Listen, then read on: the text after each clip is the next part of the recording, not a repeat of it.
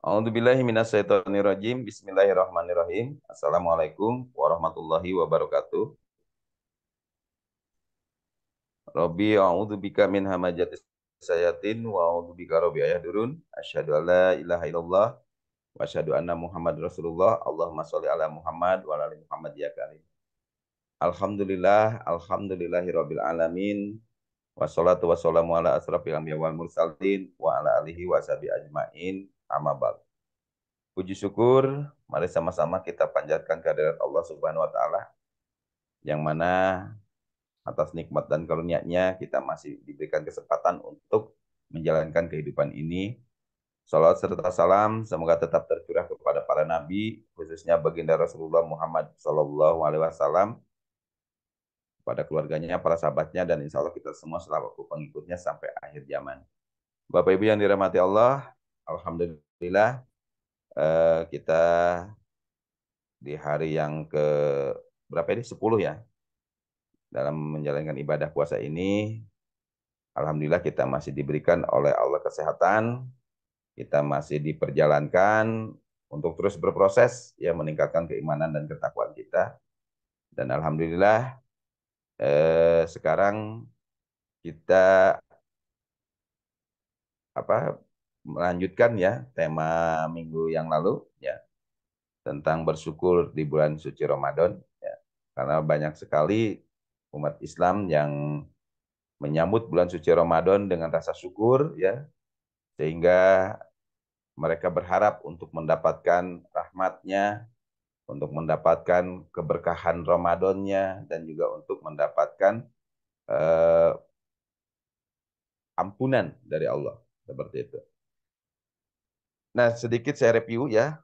Kata syukur itu berarti berterima kasih ya, seperti itu. Jadi bersyukur itu berarti berterima kasih kita kepada Allah atas semua nikmat karunia yang dianugerahkan Allah kepada kita. Nah, di sini semua nikmat itu datang dari Allah.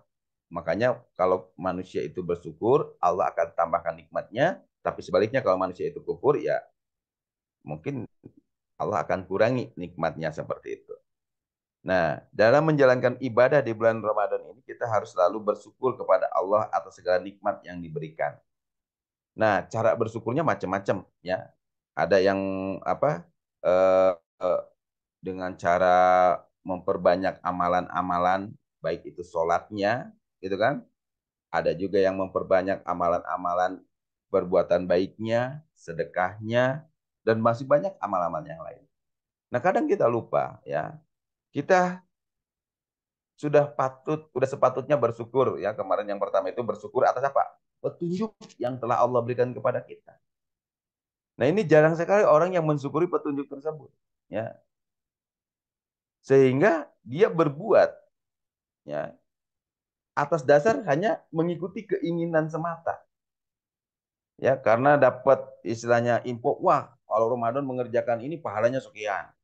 Kalau mengerjakan itu pahalanya sekian, gitu kan. Nah, sementara kita mengerjakan itu harusnya didasari oleh apa? Petunjuk, gitu. Ya. Nah, makanya kita review ya. Eh, kita buka surat 285. Oke, silakan. Bismillahirrahmanirrahim.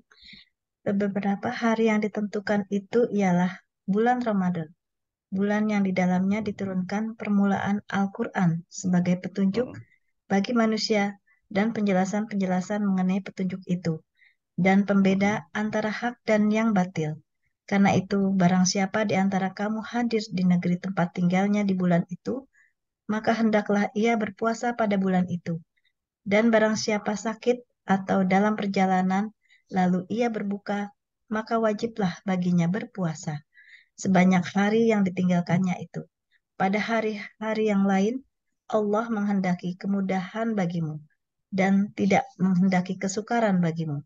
Dan hendaklah kamu mencukupkan bilangannya, dan hendaklah kamu mengagungkan Allah atas petunjuknya yang diberikan kepadamu, supaya kamu bersyukur. Nah, jadi supaya kita bersyukur berarti di sini suruh ngapain Allah? Mengagungkan Allah atas petunjuknya. Nah, ini jarang sekali orang mensyukuri sampai ke situ, ya. Sehingga di bulan suci Ramadan dia tadi itu hanya mengikuti keinginan. Keinginan untuk apa? Dapat pahala yang berlipat, gitu kan? Mengikuti keinginan untuk selain pahala yang berlipat, dapat rahmat, ya, atau dapat ampunan tanpa didasari petunjuk, gitu. Nah, makanya disinilah mari kita bersyukur kepada Allah di bulan suci Ramadan ini untuk mengagungkan petunjuk Allah. Nah, makanya di ayat ini ya di surat Al-Baqarah 185, Syahrul Ramadan alladzi unzila fihil Qur'an. Jadi bulan Ramadan itu bulan di mana Allah menurunkan Al-Qur'an, ya. Di, di mana Allah menurunkan Al-Qur'an. Hudalina sebagai apa? Petunjuk bagi manusia, ya. Nah, berarti di sini bulan Ramadan itu seharusnya dijadikan sebagai bulan untuk mengagungkan petunjuk Allah. Karena di bulan ini Allah menurunkan petunjuknya untuk manusia. Nah, sekarang manusianya siapa? Ya kita. Ya. Jadi setiap Ramadan kita dapat nggak petunjuknya? Gitu. Jadi jangan sampai kita ingin mendapatkan rahmat Allah, keberkahan, ampunan, tanpa didasari dengan petunjuk tadi. Nah, makanya di bulan suci Ramadan ini mari kita bersyukur, ya, bersyukur dengan cara bagaimana? Mengagungkan petunjuk Allah. Nah, sekarang kalau orang yang sudah dikasih petunjuk di bulan suci Ramadan, ya, lalu Allah di sini bilang, wa bainati minal huda wal furqon. Allah akan memberikan untuk orang tersebut, ya, penjelasan-penjelasan mengenai petunjuk itu. Akhirnya kita dikasih kepahaman tentang petunjuk Allah tadi. Lalu penjelasannya di ayat-ayat yang lainnya, gitu. Dan juga akan mendapatkan apa? Pembeda atau furqon, ya, antara yang hak dan yang batil. Yang namanya furqon atau pembeda, setiap manusia tahu, ya. Kita aja sekarang kalau membedakan baik buruk benar salah tahu, ya. Kita bisa membedakan, oh yang ini baik, oh yang ini buruk, oh yang ini halal, oh yang ini haram, tahu. Tapi dalam prakteknya kadang lupa. Kenapa? Karena nggak hidup, ya. Petunjuknya tadi yang ada di dalam diri kitanya nggak hidup, gitu. Nah, makanya disinilah bulan Ramadan ini kesempatan kita untuk mengagungkan petunjuk Allah. Nah, gimana untuk menghidupkan atau mengagungkan petunjuk Allah tadi? Nah, makanya Allah kasih untuk manusia ini, ya, alatnya. Surat 16 ayat 78. Dan Allah mengeluarkan kamu dari perut ibumu dalam keadaan tidak mengetahui sesuatu pun, dan Dia memberi kamu pendengaran, penglihatan, dan hati agar kamu bersyukur. Nah, ini. Jadi untuk bisa mendapat mengagungkan petunjuk Allah, Allah kasih alatnya kepada manusia. Ya, diberilah manusia itu pendengaran, diberilah manusia itu penglihatan, diberilah manusia itu hati nurani agar mereka bisa bersyukur, gitu. Nah, jadi alat untuk mengagungkan petunjuk Allah, ya, Allah kasih pendengaran, penglihatan dan hati. Nah, makanya pendengaran, penglihatan dan hati ini mari kita pakai untuk bersyukur. Caranya bagaimana? Surat 7 204. Dan apabila dibacakan Al-Quran, maka dengarkanlah baik-baik, dan perhatikanlah dengan tenang agar kamu mendapat rahmat. Nah, itu. Jadi dengarkan baik-baik, pakai pendengarannya. Perhatikan dengan tenang, pakai penglihatan hati dan pikirannya.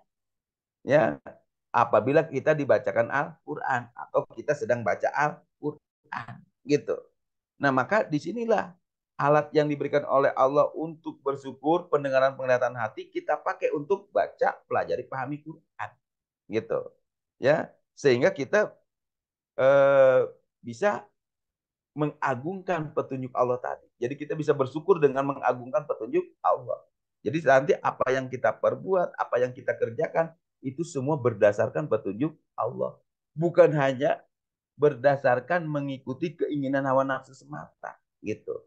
Ya. Nah, makanya Dalam prakteknya ternyata Allah kasih tahu kepada kita surat 76 ayat 2 sampai ayat 3. Sesungguhnya kami telah menciptakan manusia dari setetes mani yang bercampur, yang kami hendak mengujinya dengan perintah dan larangan. Karena itu kami Mm-mm. jadikan dia mendengar dan melihat. Nah, jadi Allah menciptakan manusia lalu diuji.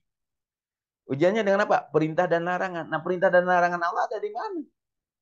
Di Al-Quran. Nah, makanya Allah kasih dia pendengaran dan Allah kasih dia penglihatan. Dan faktanya, ayat 3-nya. Sesungguhnya kami telah menunjukinya jalan yang lurus. Ada yang bersyukur dan ada pula yang kafir. Nah, faktanya terpecah kan? Ada yang bersyukur, ada juga yang ingkar. Ya, padahal Allah udah menunjukinya jalan yang lurus. Allah udah kasih tuh Al-Qur'annya. Makanya ada yang dibaca doa, gitu kan? Ada yang dibaca dipelajari saja. Ada yang dibaca dipelajari dipahami. Ada yang dibaca dipelajari dijadikan keyakinan kelompok. Ada yang dibaca dipelajari akhirnya bikin kelompok baru, syariat baru, bahkan ujungnya nanti aku jadi nabi baru. Nah, macam-macam di sini. Ya, nah, makanya bagi kita, ya, mari kita setelah diberi oleh Allah pendengaran, penglihatan dan hati, kita bersyukur, ya, dengan mengagungkan petunjuk Allah tadi yang ada di dalam Al-Qur'an. Seperti itu, ya. Nah, makanya pendengarannya pakai untuk mendengarkan ayat-ayat Allah, penglihatannya pakai untuk membaca ayat-ayat Allah, hatinya pakai untuk memahami ayat-ayat Allah, dan akal pikirannya pakai untuk mempelajari ayat-ayat Allah tersebut. Sehingga klop yang dibaca, dipelajari, dipahami akan menjadi satu kesatuan ilmu, hikmah yang akhirnya bisa dipraktekkan dalam kehidupan sehari-hari, ya, dengan sikap, sifat, perilaku, ucapan, perkataan yang baik dan benar. Seperti itu, ya. Nah, jadi yang pertama kita bersyukur, ya, mengagungkan petunjuk Allah gitu. Nah, lalu yang kedua, setelah kita bersyukur mengagungkan petunjuk Allah, makanya di bulan suci Ramadan, ya, banyak orang bertadarus, ya, membaca Al-Qur'an, ya. Dan masih banyak orang yang membaca Quran baru sebatas keinginannya untuk hatam berkali-kali di bulan puasa. Salah? Enggak salah. Ya. Jadi pada dasarnya di saat kita membaca Quran pasti kita akan mendapatkan pahala dari bacaan kita. Ya, karena dalam hadis dikatakan barang siapa yang membaca Al-Qur'an, ya, maka Allah akan membalasnya satu huruf dengan 10 kebaikan. Itu baru baca, ya, belum mempelajari, belum memahami. Kebayang nggak kalau kita sudah membaca dan mempelajari dan paham, pahalanya mungkin bukan 10 kali lipat lagi, tapi tak terhingga. Kenapa? Karena kita akan mendapatkan hikmah ilmunya untuk dijadikan pedoman, petunjuk dan pelajaran dalam kehidupan kita. Gitu. Nah, makanya nilainya mungkin bukan 10 kali lipat lagi, tapi tak terhingga. Nggak ada batasan nilainya. Gitu. Nah, makanya kita setelah bersyukur dengan mengagungkan petunjuk Allah yaitu Al-Qur'an, dengan kita selalu bertadarus di bulan suci Ramadan. Cuman tadarusnya tambah, ya. Tidak hanya sebatas baca sampai hatam, tapi kita baca sampai paham, ya. Jadi targetnya setiap Ramadan itu membaca Qur'annya tidak hanya hataman, tapi minimalnya kita dapat petunjuk supaya nanti kita bisa mengagungkan petunjuk tersebut. Biasanya kita mengagungkan Allah setelah melengkapi bilangannya, ya, berpuasa selama 30 hari, pasti puasa terakhir, besoknya lebaran, kita mengagungkan Allah setiap malam takbir. Banyak orang mengagungkan Allah dengan apa?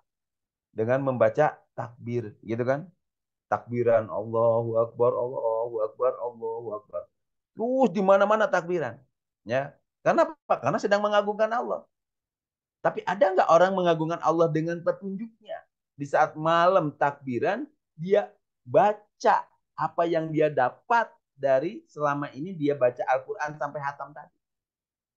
Ya, nah makanya saya selalu sampaikan dan saya selalu sarankan, mari setiap kita baca Quran siapkan buku tulis, ya, kita baca ya mulai dari surat Al-Fatihah, Al-Baqarah, dapat berapa ayat.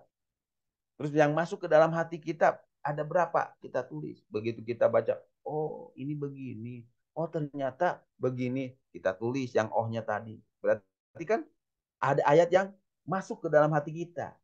Karena yang dibacanya ngerti, paham. Oh ternyata Allah tuh maunya kita begini. Oh ternyata ini perintah Allah tuh begini. Nah kita tulis. Nanti sampai hatam, sampai beres di surat Anas, berapa ayat tuh yang masuk dalam catatan kita. Sehingga nanti di malam takbir kita baca tuh yang menjadi catatan kita baca ulang lagi. Berarti kita sedang ngapain? Mengagungkan petunjuk Allah di bulan suci Ramadan yang telah Allah berikan kepada kita. Sehingga kita bisa punya acuan setiap tahunnya bulan Ramadan itu dapat petunjuk. Nah cuman ya kalau saran saya sih dapat petunjuknya jangan setahun sekali pas bulan Ramadan doang. Kalau bisa mah kita tiap hari. Jadi beres Ramadan ulang lagi, baca lagi, nanti dapat lagi petunjuknya, tulis lagi. Sehingga nanti banyak catatan, ya, banyak petunjuk yang masuk ke dalam diri kita. Sehingga kita bisa paham dalam kehidupan ini kalau saya berbuat ini, oh ternyata melanggar. Karena saya pernah baca di surat sekian ayat sekian, Allah melarangnya. Dan saya pernah baca di surat sekian ayat sekian, Allah memerintahkan kita begini. Jadi kita tahu hidup kita itu harus kemana, bagaimana, sesuai dengan petunjuk tadi. Karena tadi ya kita setiap Ramadan selalu mendapatkan petunjuk. Nah makanya mari ya kita manfaatkan momen Ramadan itu untuk apa? Untuk bersyukur kepada Allah dengan mengagungkan petunjuknya. Ya. Nah setelah kita bersyukur dengan mengagungkan petunjuknya, ya ini saya review ya satu-satu ya. Di surat 5 ayat 6 ya kemarin kita sudah bahas. Nah di sini ya kita juga bersyukur dengan apa? Nah, silakan baca surat 5 ayat 6. Hai orang-orang yang beriman, apabila kamu hendak mengerjakan salat, maka Mm-mm, basuhlah mukamu dan tanganmu sampai dengan siku, dan sapulah kepalamu, dan basuh kakimu sampai dengan kedua mata kaki. Dan jika kamu junub, maka mandilah. Dan jika kamu sakit atau dalam perjalanan, atau kembali dari tempat buang air, atau menyentuh mm-mm, perempuan, lalu kamu tidak memperoleh air, maka maka bertayamumlah dengan tanah yang baik atau bersih. Sapulah mukamu dan tanganmu dengan tanah itu. Allah tidak hendak menyulitkan kamu, tetapi Dia hendak membersihkan kamu dan menyempurnakan nikmatnya bagimu, supaya kamu bersyukur. nah jadi di sini supaya kita bisa bersyukur suruh ngapain kalau Allah berwudu. Berwudu. Nah, tadi kita bersyukur mengagungkan petunjuk Allah dengan selalu baca, pelajari, pahami Quran. Nah, sekarang kita bersyukur dengan apa? Wudu. Nah, wudu itu untuk apa sih? Dia hendak membersihkan kamu dan menyempurnakan nikmatnya. Nah, di saat kita wudu, mulai dari membasuh tangan, mulut, muka, telinga, dahi, dan kaki, ya kita bukan anak SD lagi, ya. Dan kita sudah sering mendengar dari guru-guru kita, ya, atau dari teman kita bahwa wudhu itu, ya, fungsinya untuk apa? Membersihkan diri. Apa yang dibersihkan? Mulut. Yang dibersihkan dari mulut apa? Bukan sisa-sisa makanan saja, ya. Tapi yang kita bersihkan dari mulut itu adalah apa? Ucapan, perkataan. Jangan sampai kita selama ini selalu bertutur kata yang tidak baik. Ya. Lalu kita juga membasuh muka. Di muka ada apa? Mata, penglihatan. Ya. Berarti kita bersihkan penglihatan kita dari melihat hal yang tidak baik. Begitupun telinga, pendengaran. Berarti kita bersihkan telinga kita dari pendengaran yang tidak baik. Lalu dahi, ya, ada otak di dahi kita ini. Fungsinya untuk apa? Berpikir. Dan berarti orang yang sudah wudhu berarti dia harus bersih pikirannya. Ya, begitupun hidung, penciuman, ya. Begitupun kaki. Jadi intinya wudhu itu adalah membersihkan diri kita dari akhlak, sikap, sifat, ucapan, perkataan yang tidak baik. Intinya itu. Nah, kalau kita sudah bisa memahami sampai di situ, kita syukuri. Di saat kita sudah mensyukuri petunjuknya dengan selalu baca, pelajari, pahami Quran, praktekkan tuh dengan wudhu.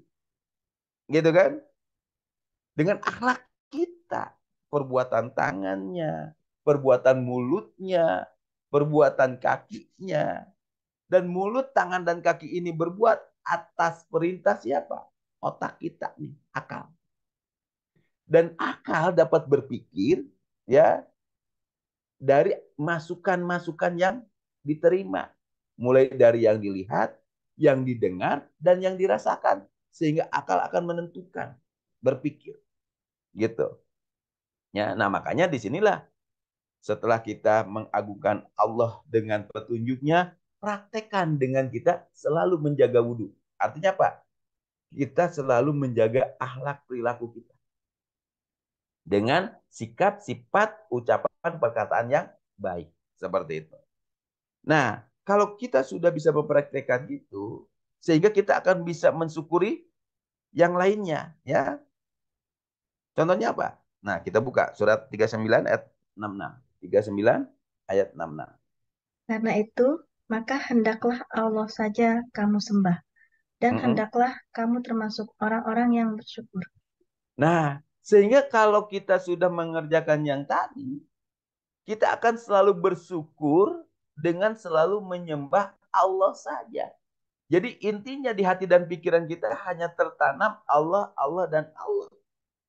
Ya. Nah, kalau di hati dan pikiran tertanam Allah berarti kita bisa menghindari dari perbuatan-perbuatan syirik. Ya. Dan kita tidak akan termasuk orang-orang yang musyrik gitu. Kenapa? Karena dalam prakteknya ya, dalam prakteknya manusia surat 45 ayat 23. Maka pernahkah kamu melihat orang yang menjadikan hawa nafsunya sebagai Tuhannya, dan Allah Mm-mm. memberikannya sesat berdasarkan ilmunya, dan Allah telah mengunci mati pendengaran dan hatinya, dan meletakkan tutupan atas penglihatannya. Maka siapakah yang akan memberinya petunjuk sesudah Allah membiarkannya sesat? Maka Mm-mm. mengapa kamu tidak mengambil pelajaran? Nah, berarti di sini kita suruh ngapain? Berpikir. Jangan-jangan selama ini dalam kehidupan kita, Tuhan kita adalah hawa nafsu. Gitu loh. Kenapa? Karena kita jarang mengagungkan petunjuk Allah. Ya, karena kita jarang menjaga dengan wudhu tadi. Wudhu tiap hari, tapi akhlak nggak terbentuk. Gitu kan? Wudhu tiap hari, mulut nggak bisa dijaga. Ya. Nah, kenapa? Karena dalam prakteknya setiap harinya hanya mengikuti apa? Keinginan hawa nafsu. Gitu. Nah, oleh karena itu mari ya kita syukuri ya apa yang telah Allah berikan kepada kita. Terutama tadi apa? Pendengaran, penglihatan hati. Pakai untuk apa? Bersyukur kepada Allah. Ya. Caranya bagaimana? Baca, pelajari, pahami Quran. Sehingga mendapatkan hikmah ilmu. Sehingga kita bisa mengagungkan petunjuk-petunjuk tadi. Gitu. Nah, setelah kita mengagungkan petunjuknya, maka kita kembali lagi. Ya, praktekkan dalam kehidupan sehari-hari. Dengan apa? Akhlak. Nah, akhlak yang bagaimana? Ya, tentu akhlak yang baik. Caranya bagaimana? Selalu dijaga. Dengan apa? Wudhu. Jadi orang yang sudah wudhu itu berarti dia sudah sedang menjaga akhlaknya. Gitu. Jangan sampai karena selama ini kita nggak paham, ujungnya apa? Tiap hari hanya mengikuti keinginan hawa nafsu terus. Wudhu tiap hari, ngomongin orang tiap hari. Wudhu tiap hari, mencerca, memaki tiap hari. Wudhu tiap hari, iri, dengki, benci masih disimpan. Wudhu tiap hari, pikirannya kotor terus. Nah, jadi berarti selama ini dia tidak bersyukur. Ya, karena hanya selalu mengikuti hawa nafsu semata. Nah, maka dari itu bersyukurlah dengan selalu menyembah Allah saja. Ya, jadi kalau di hati dan pikirannya hanya Allah dan Allah saja, gitu kan? Nah, berarti kita tidak akan berbuat syirik, ya, mempersekutukan Allah dengan hawa nafsu semata, gitu. Nah, makanya di surat 51 ayat 51 Allah ingatkan kepada kita. Bismillahirrahmanirrahim. Dan janganlah kamu mengadakan Tuhan yang lain di samping Allah. Sesungguhnya aku seorang pemberi peringatan yang nyata dari Allah untukmu. Nah, jadi di sini diingatkan, janganlah kamu mengadakan Tuhan yang lain. Jadi jangan sampai dalam kehidupan kita ada ya Tuhan-Tuhan yang lain selain Allah. Ya, contohnya tadi apa? Hawa nafsu tadi menjadi Tuhan. Ya. Nah, maka dari itu mari ya jadikan hanya Allah saja di hati dan pikiran kita. Nah, kalau yang tertanam di hati dan pikiran kita hanya Allah, ya, yang kebayang dalam pikiran kita apa?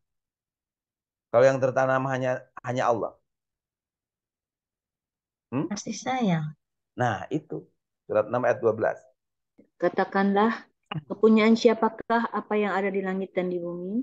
Katakanlah, kepunyaan Allah. Dia telah menetapkan atas dirinya kasih sayang. Dia sungguh-sungguh akan menghimpun kamu pada hari kiamat yang tidak ada keraguan terhadapnya. Orang-orang yang merugikan dirinya, mereka itu tidak beriman. Nah, itu. Ya, jadi kata Allahnya apa Bu di situ? Kalau yang tertanam dalam hati dan pikiran kita hanya Allah, Allah, Allah dan Allah saja, berarti hati dan pikiran kita akan tertanam apa? Kasih sayang. Nah, itu. Jadi kalau yang ada di dalam diri kita zat kasih sayang, ya, berarti prakteknya kalau mengikuti petunjuk Allah, berarti kita akan ngapain? Menebar kasih sayang. Menebar kasih sayang. Gitu kan? 21 ayat 107. Nah, inilah kita.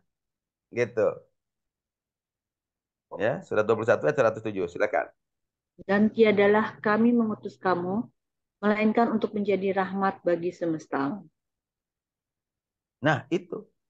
Kalau kita sudah bersyukur kepada Allah dengan mengagungkan petunjuknya, dengan menjaga diri kita dengan wudhunya, lah, lalu kita juga hanya menyembah Allah semata dalam hati dan pikiran kita, berarti tertanam rasa kasih sayang. Sehingga dalam kehidupannya kita akan berbagi energi, berbagi cahaya. Ya, maksudnya apa?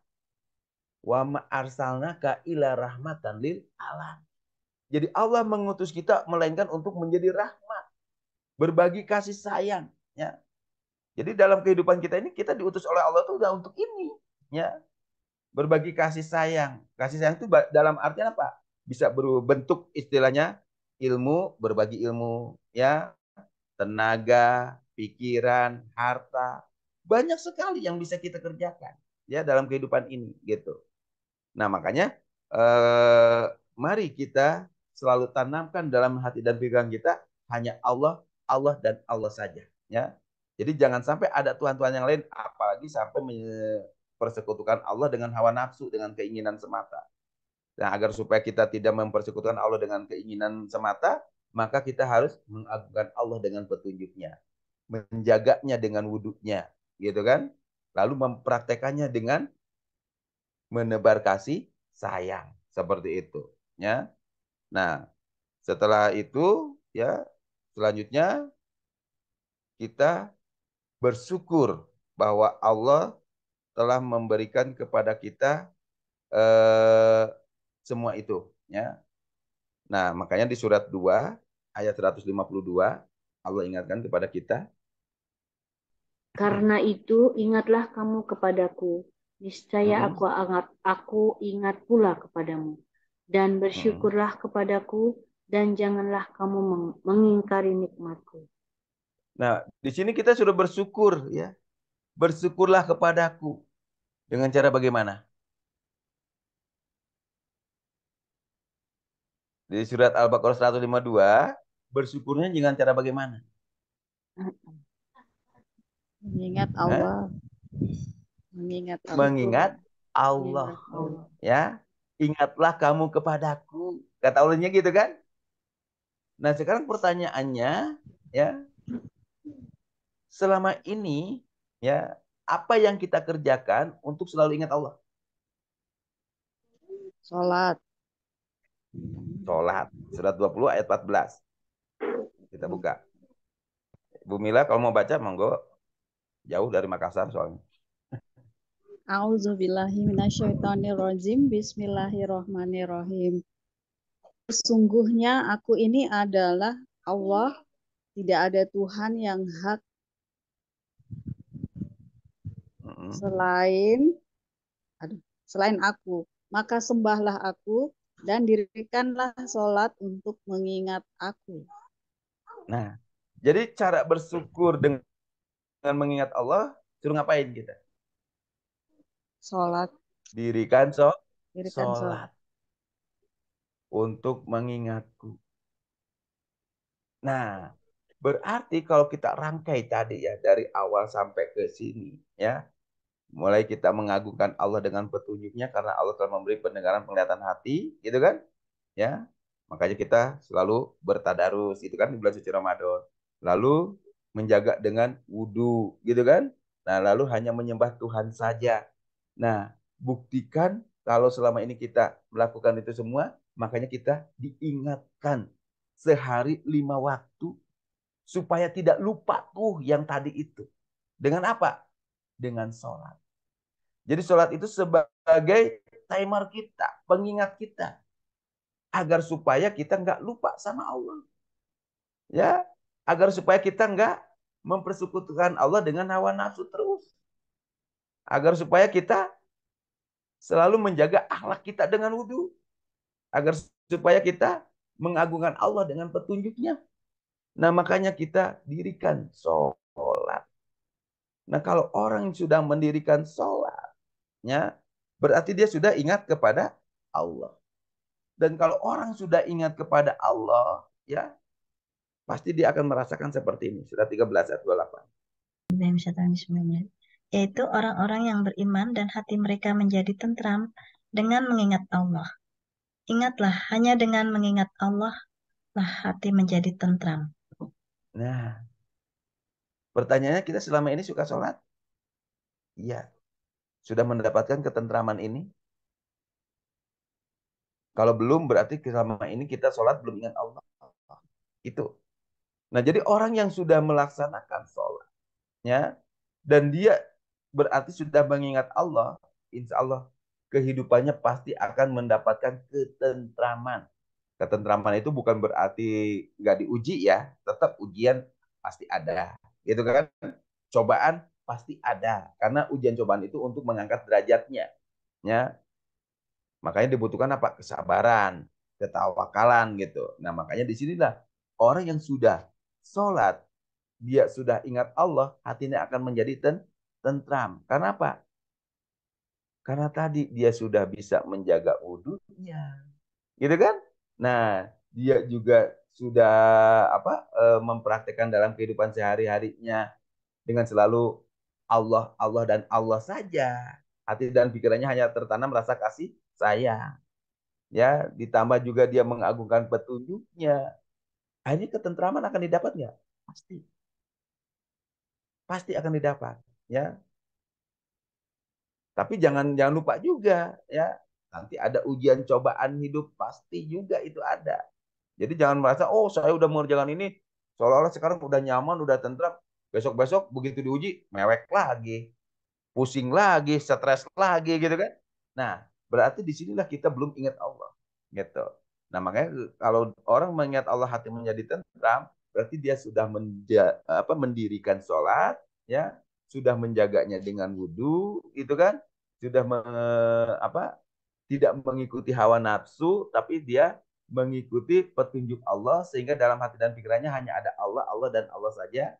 Ya, tidak ada rasa iri, dengki, benci, ya, yang ada apa? Kasih sayang, ya.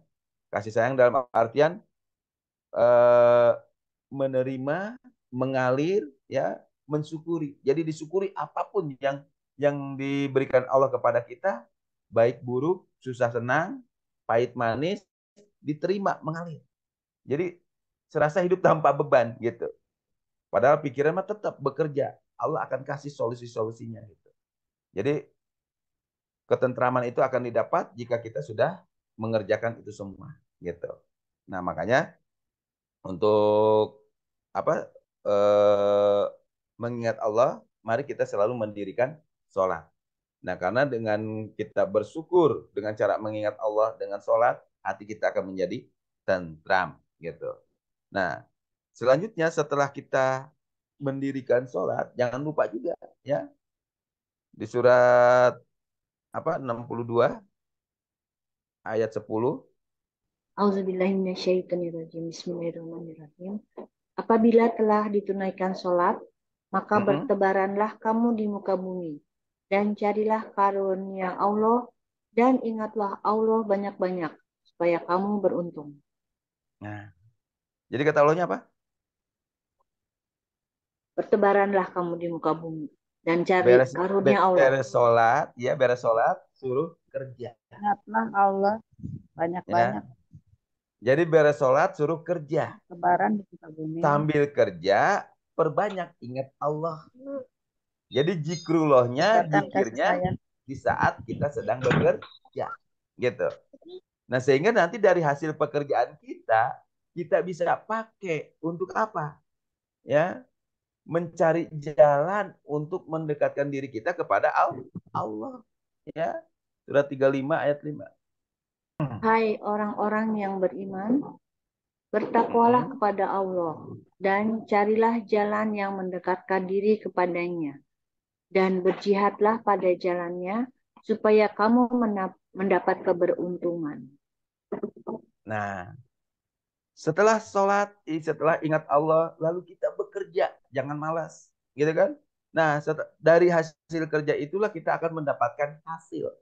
Ya, maka dari hasil kerja itulah kita pakai untuk apa? Mencari jalan agar kita dekat sama Allah, gitu kan? Nah, karena jalan untuk mendekatkan diri kita kepada Allah, ya, jalannya surat 9 ayat 99.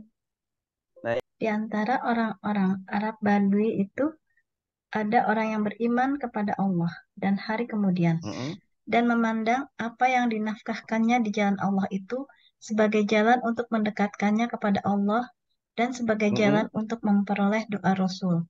Ketahuilah sesungguhnya nafkah itu adalah suatu jalan bagi mereka untuk mendekatkan diri kepada Allah. Kelak Allah akan memasukkan mereka ke dalam rahmat surganya. Sesungguhnya Allah Maha Pengampun, lagi Maha Penyayang. Nah, itu. Jadi jalan untuk mendekatkan diri kepada Allah itu ngapain? Infak, nafakoh. Artinya apa? Ada yang dikeluarkan di jalan Allah. Nah, sekarang mungkin nggak kita bisa mengeluarkan di jalan Allah dengan berimpak kalau kita nggak bekerja? Kan gitu. Nah, maka dari itu, mari kita bersyukur dengan mengingat Allah, ya, dengan mendirikan sholat. Habis sholat, bersyukur dengan cara apa? Bekerja. Nah, dari hasil kerja, bersyukur lagi dengan cara ada yang dikeluarkan di jalan Allah atau yang disebut nafkah infak atau nafkah, gitu. Nah, setelah ada yang dikeluarkan di jalan Allah, ya, itu nanti kalau di kita di Islam itu kan berbagai macam ininya ya. Ada yang disebut zakat, infak, sodako, wakaf, jariyah dan sebagainya, gitu kan? Nah, makanya dari hasil usaha kita ya di surat 6 ayat 141 Allah perintahkan seperti ini. Dan dialah yang menjadikan kebun-kebun yang berjunjung dan yang tidak berjunjung, pohon korma, tanaman-tanaman yang bermacam-macam buahnya, zaitun dan delima yang serupa bentuk dan warnanya, dan tidak sama rasanya. Makanlah dari buahnya yang bermacam-macam itu, bila dia berbuah. Dan tunaikanlah haknya di hari memetik hasilnya, dengan dikeluarkan zakatnya. Dan janganlah kamu berlebih-lebihan. Sesungguhnya Allah tidak menyukai orang-orang yang berlebih-lebihan. Nah, jadi dari hasil kerja dikeluarkan haknya, gitu kan? Jadi ada yang dikeluarkan di jalan Allah atau diinfakkan, infak tadi ya. Infak itu artinya mengeluarkan di jalan Allah, ya. Jadi setiap mendapatkan hasil keluarkan, kata Allah gitu. Tapi ingat kata Allah, jangan berlebih-lebihan juga. Ya, sekarang kan banyak orang yang mengikuti hawa nafsu, akhirnya berlebih-lebihan. Ya, karena diiming-imingi ya balasan yang berkali-kali lipat, gitu kan? Akhirnya dia berlebih-lebihan, yang ujungnya tidak baik, gitu. Ya, nah makanya disinilah Allah ingatkan kepada kita ya dengan selalu mengingat Allah, sholat, lalu bekerja, habis sholat berusaha, dari hasil usaha dikeluarkan di jalan Allah, setiap dapat hasilnya ya dengan dikeluarkan zakatnya. Tapi jangan berlebih-lebihan ya. Makanya di Islam ada hitung-hitungannya ya. Berapa yang harus kita keluarkan gitu kan? Nah, Allah ingatkan kepada kita surat 2 ayat 219. Mereka bertanya kepadamu tentang khamar dan judi. Hmm, hmm, hmm, Katakanlah, pada keduanya itu terdapat dosa besar dan beberapa hmm. manfaat bagi manusia. Tetapi dosa keduanya lebih besar dari manfaatnya. Dan mereka bertanya kepadamu, apa yang mereka nafkahkan? Katakanlah, yang lebih dari keperluan. Demikianlah Allah menerangkan ayat-ayatnya kepadamu, supaya kamu berpikir. Nah, diingatkan oleh Allah bahwa khamar dan judi itu dosa besar, gitu kan? Nah, sekarang kalau ada orang tadi ya menafkahkan harta secara berlebih-lebihan, dalam artian gini, saya bersedekah karena mengharapkan, nah, karena saya mendapatkan info dari salah satu oknum gitu kan, pokoknya berikan yang terbaik ya. Kalau kamu jual ini ya, kalau kamu pengen mobil, kamu jual motor kamu, sedekahkan nanti dapat mobil. Ya, mobil udah punya. Wah, sedekahin lagi nanti dapat rumah. Rumah udah punya, sedekahin lagi. Terus pertanyaannya, kalau kita bersedekah dengan berharap balasan yang lebih, itu namanya apa? Apa bedanya dengan orang yang bermain judi? Dia mempertaruhkan 100.000 berharap dapat 1 juta. Berarti judi bukan? Ya, yang di sini beda. Makanya Allah ingatkan. Ya, jangan sampai kita terjebak di situ. Makanya dalam bersedekah tadi kata Allah jangan berlebih-lebihan. Terus gimana caranya? Nah, mereka bertanya kepadamu tentang apa yang harus dinafkahkan tadi, dikeluarkan di jalan Allah tadi. Allah bilangnya apa? Yang lebih dari keperluan. Berarti setiap dapat hasil kita penuhi keperluan kita dulu. Ya, penuhi dulu kebutuhan kita. Ya, kita punya keluarga. Dalam keluarga ya kita butuh biaya, baik itu untuk bayar listriknya, bayar PDAM-nya, ya, bayar perawatan rumahnya, ya, apalagi kalau punya pembantu, gitu kan. Lalu kita juga butuh untuk biaya hidupnya, makannya, pendidikannya, kesehatannya. Nah, ini kata Allah penuhi dulu tuh keperluan kamu. Baru kalau ada lebih, semua sudah tercover, kata Allah baru itu kita keluarkan haknya. Gitu. Ya. Berapa yang harus kita keluarkan? Surat 8 ayat 41. Ketahuilah sesungguhnya apa saja yang dapat kamu peroleh sebagai rampasan perang, maka sesungguhnya seperlima Mm-mm. untuk Allah, Rasul, kerabat Rasul, anak-anak yatim, orang-orang miskin, dan ibnu sabil.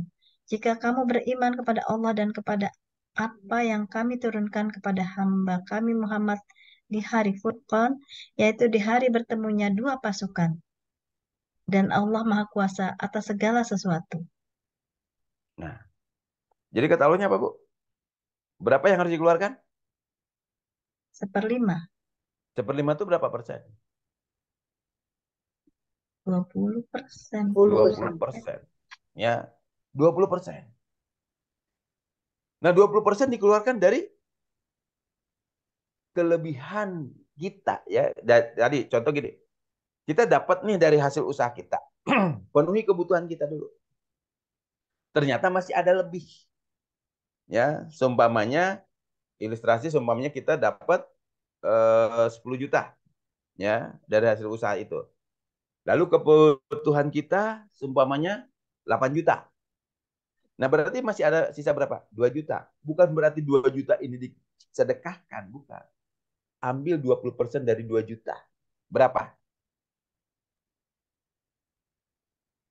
400.000. Nah, itu seperlima. Gitu. Keluarkan. Ya. Karena apa? Ya kita juga punya cita-cita masa depan. Ya, kita juga harus bisa menabung. Ya, kenapa? Ya namanya masa tua kita nggak akan selamanya sehat. Ya, kita tidak akan selamanya kuat. Pasti ada nanti masa-masa tertentu yang membutuhkan biaya. Ya, nah makanya Allah berikan sistem kepada kita. Setiap dapat hasil, penuhi kebutuhanmu, dari sisanya kamu keluarkan 20%-nya. Ya. Bagikan tuh, pakai untuk berbuat baik, ya. Bagikan kepada siapa? 4 ayat 36. Nah, pakai untuk berbuat baik. Silakan. Sembahlah Allah dan janganlah kamu mempersekutukannya dengan sesuatu pun. Dan berbuat baiklah kepada dua orang ibu bapak, karib kerabat, anak-anak yatim, orang-orang miskin, tetangga yang dekat dan tetangga yang jauh, teman sejawat, ibnu sabil dan hamba sahayamu. Sesungguhnya Allah tidak menyukai orang-orang yang sombong dan membangga-banggakan diri. Nah, di sini dipakai untuk berbuat baik kepada siapa? Pertama, orang tua. Gitu kan? Ibu, bapak. Satu, karib kerabat. Dua, anak-anak yatim. Berarti udah 3 nih. Orang-orang miskin berarti 4. Tetangga dekat dan tetangga jauh berarti 5. Ya. Teman sejawat 6. Ibnu sabil 7. Dan hamba sahaya. Berarti ada berapa? 8. Nah, kalau 8 asnaf yang harus kita beri, ya, masing-masing itu akan mendapatkan, kalau 20% dibagi 8, masing-masing berapa? 2,5%. Nah, makanya kita, ya, di ajaran Islam selalu diajarkan untuk mengeluarkan haknya itu 2,5%. Ya, dari mana itu kayaknya? Ya ini, perintahnya 20% dibagi 8 asnaf, jadi masing-masing punya 2,5%. Nah, harusnya kita berikan 2,5% buat anak yatim, 2,5% buat orang miskin. Berarti udah berapa persen kalau kita keluarkan? Yang 2 hak tadi, 5%. Nah, selama ini kan selalu borongan. Dapat hasil, udah keluarin 2,5% buat orang miskin, buat ini. Ya, oke lah, itu mungkin mampunya seperti itu, ya silakan. Tapi ya kalau kita mau ngikuti rumus ini, ya, makanya tadi ada yang disebut zakat, infak, sodako, jariah, gitu kan. Makanya kalau untuk ngasih orang tua itu nggak masuk zakat, kan ada pendapat gitu ya. Untuk ngasih ini nggak masuk zakat. Jadi zakat tuh hanya untuk ini. Ya silakan klasifikasi sendiri ke situnya, mah. Ya. Yang penting dari apa yang Allah berikan kepada kita, dari hasil usaha kita keluarkan haknya tadi. Ya, masing-masing dapat masing-masing satu asnaf dapat 2,5% seperti itu, ya. Nah, makanya di surat 65 ayat 7, ya, Allah ingatin lagi,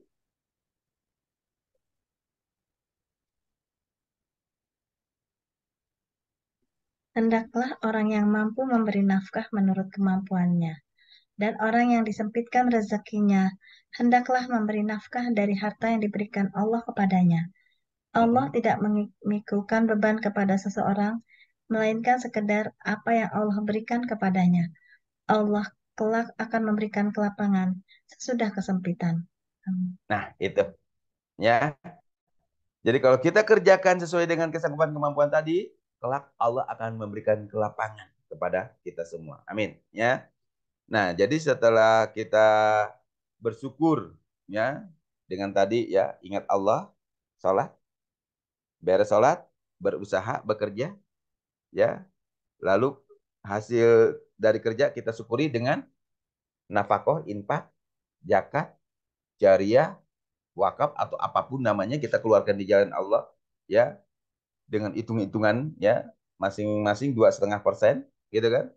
Nah, dan itu dikeluarkan sesuai kesanggupan dan kemampuannya masing-masing.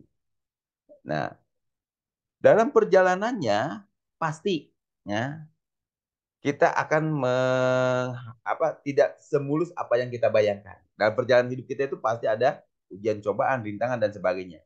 Dan salah satunya mungkin banyak sekali kita bernazar, ya, banyak sekali kita istilahnya berjanji, ya, pada saat kita berusahakan begini begini begini, gitu kan? Nah, makanya di sini diingatkan oleh Allah surat 5 ayat 89.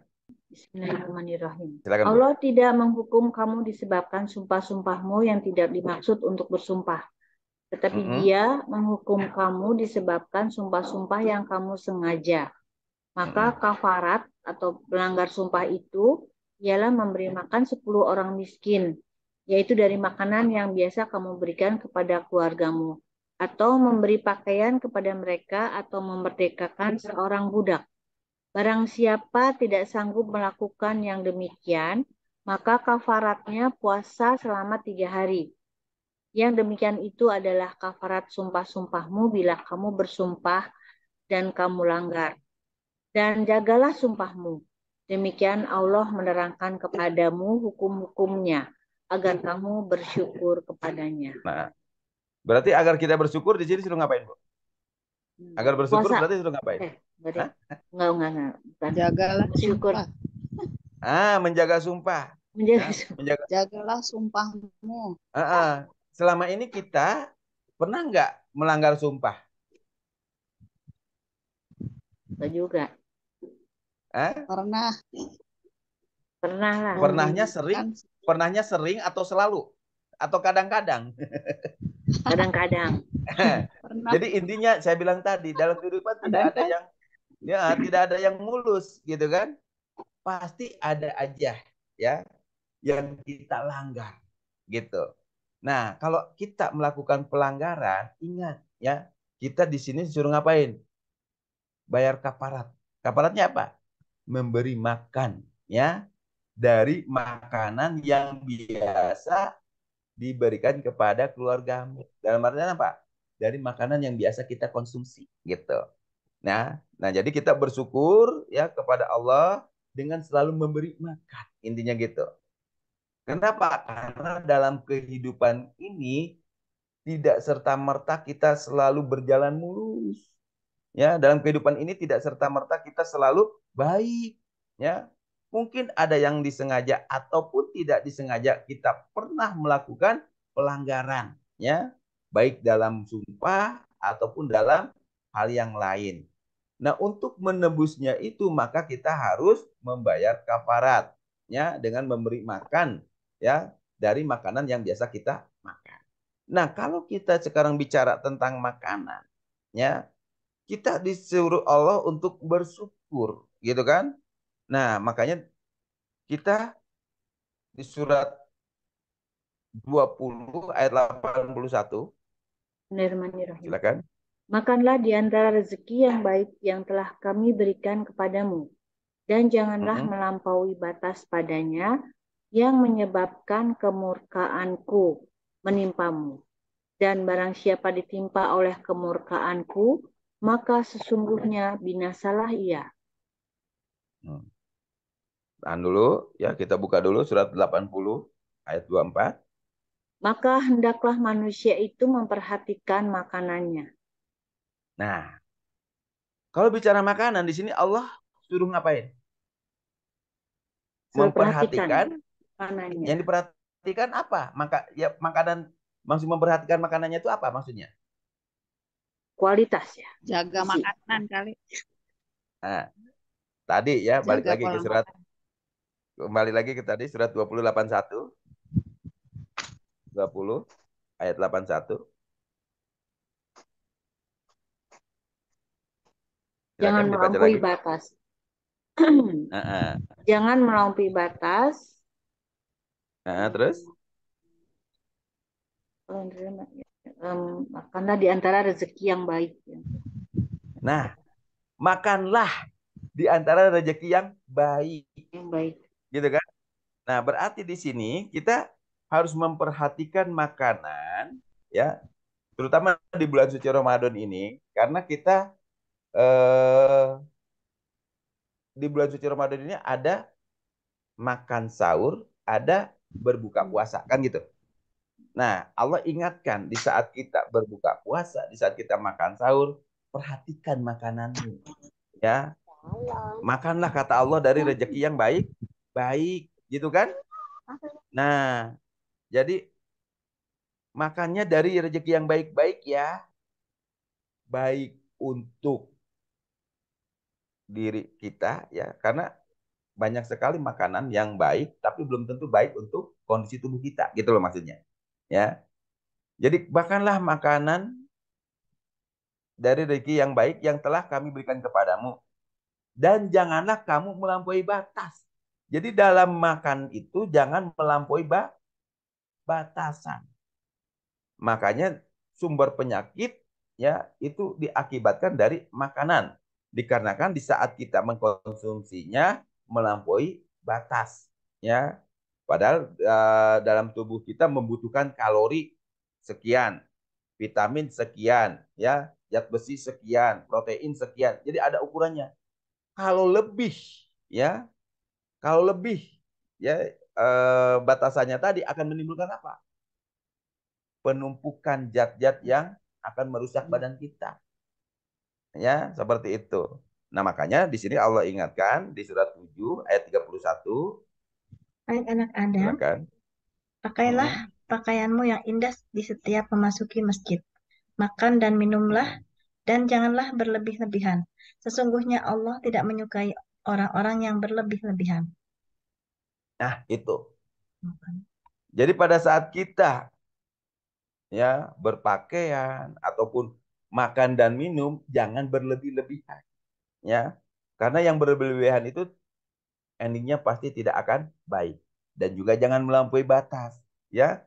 Nah, dari ini semua kita bisa memilih makanan-makanan yang dibutuhkan oleh tubuh kita ya. Jadi tubuh kita itu butuh ya zat-zat yang terkandung di dalam makanan-makanan tersebut ya. Nah, makanya ini beberapa makanan yang direkomendasikan. Yang pertama surat 2 ayat 61 ya. Dan ingatlah ketika kamu berkata, Hai Musa, kami tidak bisa sabar tahan dengan satu macam makanan saja. Sebab itu mohonkanlah untuk kami kepada Tuhanmu, agar Dia mengeluarkan bagi kami dari apa yang ditumbuhkan bumi, yaitu sayur-mayurnya, ketimunnya, bawang putihnya, kacang adasnya, dan bawang merahnya. Musa berkata, Maukah kamu mengambil yang lebih rendah? Maukah kamu mengambil yang rendah sebagai pengganti yang lebih baik? Pergilah kamu ke suatu kota. Pasti kamu memperoleh apa yang kamu minta. Lalu ditimpakanlah kepada mereka nista dan kehinaan, serta mereka mendapat kemurkaan dari Allah. Hal itu terjadi karena mereka selalu mengingkari ayat-ayat Allah dan membunuh para nabi yang memang tidak dibenarkan. Demikian itu terjadi karena mereka selalu berbuat durhaka dan melampaui batas. Nah, itu. Nah, di sini disebutkan di ayat ini ya, makanan-makanan yang dibutuhkan manusia. Salah satunya apa? Sayur, mayur, ya, mentimun, bawang putih, kacang adas, bawang merah, gitu kan? Nah, sebagai bumbu masakan yang sangat lezat, gitu. Nah, jadi makanan yang dibutuhkan oleh tubuh kita ini ada semua di sini, ya. Sayur mayurnya ada, ya. Bawang putih bagus untuk kesehatan, gitu kan? Nah, bawang merah juga bagus untuk kesehatan, ya. Kacang-kacangan juga bagus untuk kesehatan. Tapi tadi kata Allah, jangan berlebih-lebihan, gitu. Nah, selain ini, sayur mayur dan kacang-kacangan tadi, ya, makanan yang lain yang bisa dikonsumsi oleh tubuh kita, ya, surat 5 ayat 96. Dihalalkan bagimu binatang buruan laut dan makanan yang berasal dari laut sebagai makanan yang lezat bagimu dan bagi orang-orang yang dalam perjalanan. Dan diharamkan atasmu menangkap binatang buruan darat selama kamu dalam ihram. Dan bertakwalah kepada Allah yang kepadanya lah kamu akan dikumpulkan. Nah, di sini dihalalkan bagimu binatang buruan laut, ya, dan makanan yang berasal dari laut sebagai makanan yang lezat. Apa tuh? Apa Bu yang dihasilkan dari laut yang bisa kita konsumsi? Ikan, Ikan, ya, udang, udang, gitu kan? Kerang, banyak lah pokoknya mah. yang menjadi Cumi, makanan yang lezat. kepiting, Cumi, boleh dikonsumsi, seafood. boleh, tapi jangan berlebihan, gitu kan? Nah, karena di dalam apa ikan itu sendiri banyak juga zat yang dibutuhkan oleh tubuh kita, gitu ya. Nah, makanya selain sayur mayur, ya kacang-kacangan, bawang putih, bawang merah, ya ikan juga bagus dan itu bisa dikonsumsi oleh tubuh kita.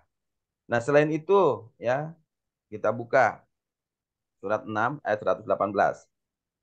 Auzubillahi minasyaitonirrajim. Bismillahirrahmanirrahim. Maka makanlah binatang-binatang yang halal yang disebut nama Allah ketika menyembelihnya, jika kamu beriman kepada ayat-ayatnya. Nah, berarti di sini kita makan apa? Daging, ya. Daging dari binatang-binatang yang halal, gitu. Jadi selain ikan, ada juga daging. Ya, daging dibutuhkan nggak oleh tubuh kita? Iya, ya. Jadi mengandung apa? Daging itu banyak mengandung apa ya? Kalau kalau di daging itu terkandung terkandung Protein, protein. protein, zat besi, gitu kan? Nah, pokoknya banyak lah yang dibutuhkan oleh tubuh kita, gitu. Jadi selain sayur mayur, ikan, daging, ya, jangan jangan lupa ya kata Allah di surat ini apa 16 ayat 11. Dia menumbuhkan bagi kamu dengan air hujan itu tanam-tanaman, zaitun, kurma, anggur, dan segala macam buah-buahan. Sesungguhnya pada yang demikian itu benar-benar ada tanda kekuasaan Allah bagi kaum yang memikirkan. Ya, jadi di sini dia menumbuhkan bagi kamu dengan air hujan itu tanaman-tanaman, zaitun, kurma, anggur, dan segala macam buah-buahan. Ya, sesungguhnya pada yang demikian itu benar-benar terdapat tanda-tanda kekuasaan Allah bagi kaum yang memikirkannya. Nah, berarti di sini makanan yang dibutuhkan tubuh kita apa? Buah-buahan. Ya, ini di sini ada anggur, kurma, dan sebagainya. Ya, jadi intinya konsumsi buah-buahan itu bagus. Ya, nah jadi selain sayur mayur, ikan, daging, buah-buahan, ya jangan lupa nih, ya makanan pokoknya apa makanan pokok kita, Bu? Surat 50 ayat 9. Dan kami turunkan Silakan. dari langit yang banyak manfaatnya. Lalu kami tumbuhkan dengan air itu pohon-pohon dan biji-biji tanaman yang diketam. Nah, biji-biji tanaman yang diketam itu apa? Nasi ya, beras, Hah? Beras, beras. Beras. Beras, Padi, padi. terus gandum, ya, pokoknya gandum. yang berbentuk biji-bijian, jagung dan sebagainya. Ya, jadi ini sebagai makanan pokok untuk orang Indonesia biasanya apa? Beras gitu kan, ada juga jagung gitu kan, ada juga gandum. Nah, intinya di sini ya, semua Allah telah sediakan makanan itu untuk kita. Ya, tinggal kitanya bisa nggak memilih makanan yang halal untuk tubuh kita. Halal mendapatkannya dan halal juga apa baik untuk kondisi atau kebutuhan tubuh kita juga gitu. Ya. Nah, makanya selain makanan pokok ini ya dianjurkan juga nih oleh Allah ya. Tambahannya di sini ada minuman ya. Surat 43 ayat 11. Dan yang menurunkan air dari langit menurut kadar yang diperlukan. Lalu kami hidupkan dengan air itu negeri yang mati. Seperti itulah kamu akan dikeluarkan dari dalam kubur. Nah, dari ayat ini kita bisa ambil pelajaran bahwa Allah menurunkan air dari langit menurut kadarnya. Nah, sekarang tubuh kita untuk menjalankan kehidupan karena air ini adalah sebagai sumber kehidupan. Badan kita, tubuh kita membutuhkan airnya. Ya.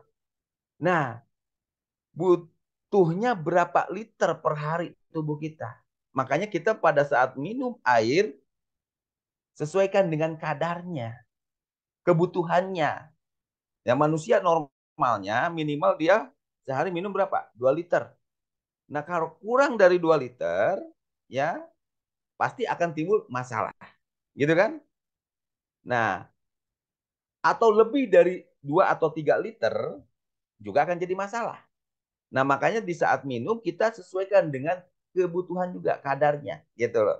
Nah, karena air ini adalah sebagai sumber kehidupan. Karena Allah hidupkan dengan air itu negeri yang sudah mati. Di dalam diri kita banyak sel-sel yang sudah mati yang akan istilahnya bertransformasi, ya, berganti.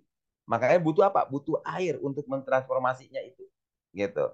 Nah, makanya minumlah air yang baik, ya, sesuai dengan kadarnya yang dibutuhkan oleh tubuh kita, seperti itu, ya. Jadi selain makanan pokok tadi, ya, mulai dari nasinya, sayur mayurnya, ikannya, dagingnya, buah-buahannya, jangan lupa minum airnya juga sesuai dengan kebutuhan. Jadi jangan berlebih-lebihan, gitu, ya. Nah, untuk melengkapinya lagi, ya, kita buka surat 16 ayat 66 sampai 69. Dan sesungguhnya pada binatang ternak itu benar-benar terdapat pelajaran bagi kamu. Kami memberimu minum dari apa yang berada dalam perutnya, berupa susu yang bersih antara tahi dan darah, yang mudah ditelan bagi orang-orang yang meminumnya. Nah, jadi jangan lupa selalu apa juga di situ? Minum susu, ya. Nah, minum susu. Nah, selain susu, lanjut. Dan dari buah kurma dan anggur, kamu buat minuman yang memabukkan dan rezeki yang baik. Sesungguhnya pada yang demikian itu benar-benar terdapat. Lanjut. Dan 68-nya. Tuhanmu mewahyukan kepada lebah, buatlah sarang-sarang di bukit-bukit, di pohon-pohon kayu, dan di tempat-tempat yang dibikin manusia. Kemudian makanlah dari tiap-tiap macam buah-buahan, dan tempuhlah jalan Tuhanmu yang telah dimudahkan bagimu. Dari perut lebah itu keluar minuman madu yang bermacam-macam warnanya. Di dalamnya terdapat obat yang menyembuhkan bagi manusia. Sesungguhnya pada demikian itu benar-benar terdapat tanda kebesaran Tuhan bagi orang-orang yang memikirkan. Nah, jadi di situ ada tambahan ya untuk menjaga stamina. Selain susu, ada juga apa di situ? Madu, ya. Jadi tubuh kita juga butuh itu semua, ya. Susunya, madunya. Plus satu lagi surat 76 ayat 17. Bismillahirrahmanirrahim saya ya. Hmm. Di dalam surga itu mereka diberi minuman segelas. Minuman yang campurannya adalah jahe. Nah, jadi tambahannya susu, madu, jahe. Jahe. Nah, jadi makanan yang baik untuk tubuh kita, selain tadi makanan pokok, nasi, jagung, gitu kan, yang dari biji-bijian tuh, ya. Lalu juga sayur mayur, ya, ikan, daging, buah-buahan, tambah lagi susu, madu, jahe. Madu Nah, jahe. ini bagus ya, makanan yang dibutuhkan oleh tubuh kita. Tapi tadi kata Allah, ingat, di saat mengkonsumsinya, kata Allah jangan berlebih-lebihan. Gitu ya. Jadi di saat memakannya jangan berlebih-lebihan gitu. Nah, makanya di surat 2 ayat 168 Allah ingatkan lagi. 2 ayat 168. Oke. Hai sekalian manusia, makanlah yang halal lagi baik dari apa yang terdapat di bumi. Dan janganlah kamu mengikuti langkah-langkah setan, karena sesungguhnya setan itu adalah musuh yang nyata bagimu. Nah, ya ayuhan nas, ya, kulu mimma fil ar halalan toyiban. Nah, jadi makanlah makanan yang halal lagi baik. Halal mendapatkannya baik untuk kebutuhan tubuhnya. Ya, tadi yang makanan yang baik-baik tadi, ya. Kalau dikonsumsi secara berlebih, ya, kalau dimakan secara istilahnya berlebih, pasti akan menimbulkan masalah. Ya, daging halal, halal, ikan halal, halal. Tapi kalau buat orang yang sudah menderita penyakit darah tinggi, gitu kan? Terus gula darah, kolesterolnya tinggi, itu harus bisa mengontrol. Jangan mentang-mentang enak sikat aja gitu kan.